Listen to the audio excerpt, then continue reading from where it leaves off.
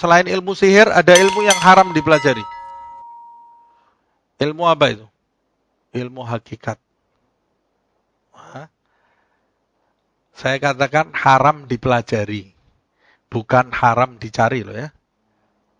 Karena ilmu hakikat itu bukan dipelajari dengan logika. Tapi ilmu hakikat itu dicapai dengan mujahadah. Mempelajari ilmu hakikat itu hukumnya haram karena orang yang belum mampu, belum mengetahui hakikat, kemudian buka buku hakikat, dia belajar, kemudian jadi nabi yang ke-26 nanti. Jadi nabi ke-26, terus nanti bicara dia dapat wahyu lagi dari Allah Subhanahu wa taala. Karena setan itu bisa merusak banyak umat manusia melalui perjalanan rohani tadi. Orang tadinya mau cari hakikat, tapi mencari hakikat dengan jalan yang salah. Atau nanti dia bisa memahami agama ini dengan pemahaman yang salah. Sampai akhirnya ada orang menyimpulkan sholat itu tidak penting menggunakan gerakan. Orang Islam. Habib Abdullah bin Alawi Al-Haddad mengatakan di dalam kitabnya Tathbitul Fuad.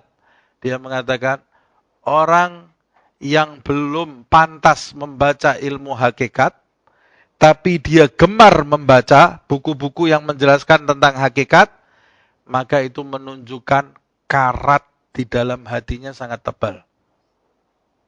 Mengapa demikian? Karena orang yang belum pantas membaca buku-buku hakikat, kemudian dia membacanya, biasanya kalau sudah pembahasan hakikat ini di dalamnya tidak ada fikih lagi. Tapi yang dibahas rasa. Yang dibahas itu kenikmatan. Jadi ada orang yang gemar membaca buku-buku hakikat, kemudian berintelektual dengan lisannya dia membahas hakikat A, hakikat B. Biasanya orang yang seperti ini, kata Imam Abdullah bin Al-Haddad, meninggalkan ilmu fikih. Dia tidak suka dengan ilmu fikih.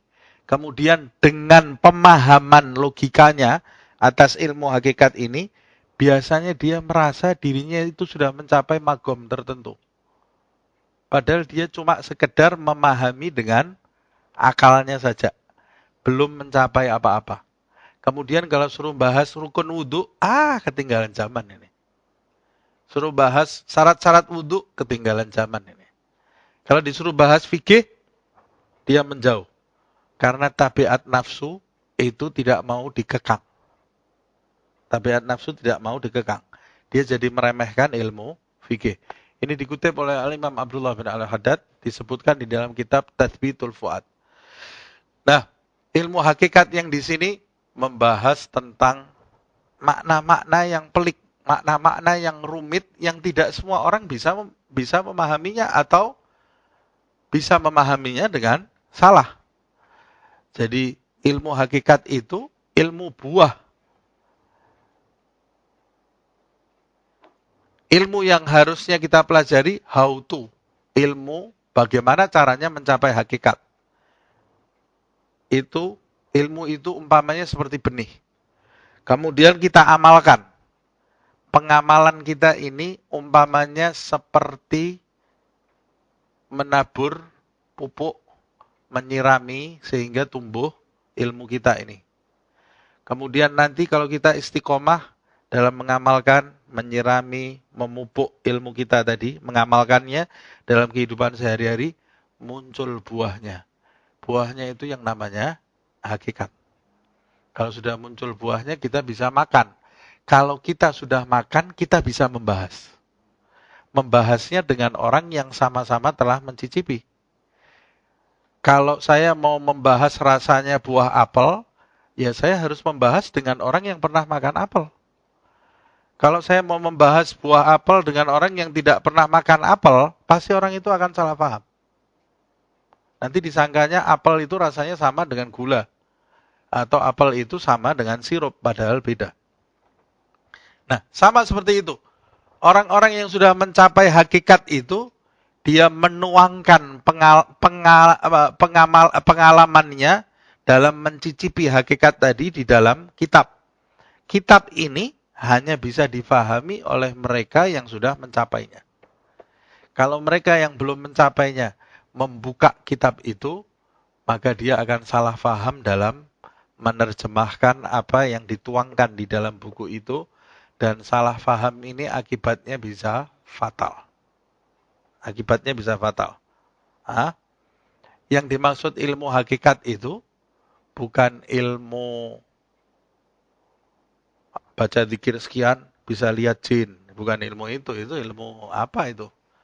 Bukan ilmu hakikat, bukan ilmu makrifat. Sekarang banyak orang salah paham.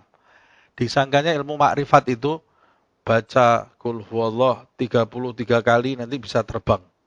Itu ilmu hakikat. Itu bukan ilmu hakikat. Sama sekali bukan ilmu hakikat itu ya. Atau kamu baca surat jin 3 kali, alisnya dikerik, terus nanti habis itu lihat kaca, kamu lihat jin. Ya lihat mukanya sendiri jadi nakuti itu. Nggak pakai alis mukanya.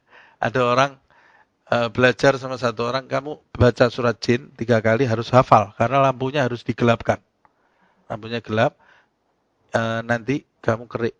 Alis kamu, rambut kamu, kumis, semuanya dikerik. Ini semua harus hilang. Pakai alat itu ya. Dihilangkan semuanya. Kamu bacanya di depan cermin. Nanti kalau sudah 3 kali baca, nyalakan lampunya, kamu lihat jin. 3 kali baca, dia pejamkan mata, terus habis itu dinyalakan lampunya, dia lari. Kenapa saya lihat jin? Itu muka kamu sendiri, bukan jin, wajah kamu sendiri. Kelihatan di cermin itu wajahnya gundul, tidak ada alisnya, tidak ada apa-apanya, dia takut. Bukan itu ilmu hakikat. Bukan itu. Mau lihat ini, mau lihat itu. Oh, naik ke gunung, tapa di situ. Bukan itu, bukan ilmu hakikat. Ilmu hakikat itu ilmu rahasia ilahi yang dituangkan ke dalam hati para murid yang sudah siap menerima rahasia tadi. Sehingga dia mencicipi rasa di dalam beribadah, mencicipi rasa di dalam kedekatan bersama Allah Subhanahu wa taala. Itu ilmu hakikat. Di dalam perjalanannya kadang-kadang seseorang salik, seorang murid di dalam perjalanan mencapai hakikat itu kadang-kadang oleh Allah diberi kelebihan-kelebihan.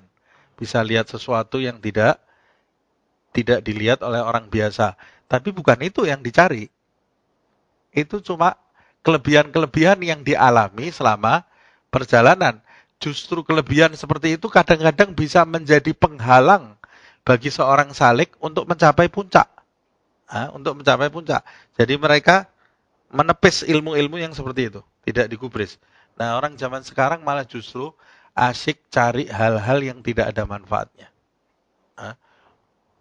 Baca zikir terus. Biar apa? Saya mau tahu hatinya orang. Mau apa tahu hatinya orang? Hati kamu sendiri aja belum bisa meluruskan, mau tahu hatinya orang. Enggak, jadi kalau dia mau macam-macam, jadi saya tahu macam-macam. Kamu macam-macam sama orang. Luruskan dulu niat kamu, luruskan keinginan kamu, supaya tidak melukai orang. Kamu sendiri banyak melukai orang, takut dilukai orang. Kalau kamu melukai orang, pasti kamu dilukai oleh orang. Prasangka baik, harus berprasangka baik. Sebagian murid ketika melakukan perjalanan melihat sesuatu yang ada di dalam dirinya seseorang, diberi kelebihan oleh Allah Subhanahu wa taala. Dia minta kepada Allah, ya Allah, tutup ya Allah. Saya susah ini. Kalau lihat keburukannya orang lain, saya tidak bisa berprasangka baik. Itu ujian dari Allah Subhanahu wa taala, kecuali orang yang sudah sampai di puncak. Nah, ini saya bahas ini karena mau menjelaskan tentang ilmu hakikat tadi ya. Jadi ilmu hakikat itu bukan dibahas di seminar. Bukan didiskusikan. Ilmu hakikat itu dicapai dengan mujahadah. Kalau ada pengajian, ini pengajian di sini, pengajian tingkat tinggi. Pengajian apa? Pengajian makrifat. Jangan masuk. Lebih baik pengajian nasoih diniyah, itu sudah jelas nanti kita bisa dapat makrifat. Tapi kalau kita hadir pengajian makrifat, yang ngajar siapa?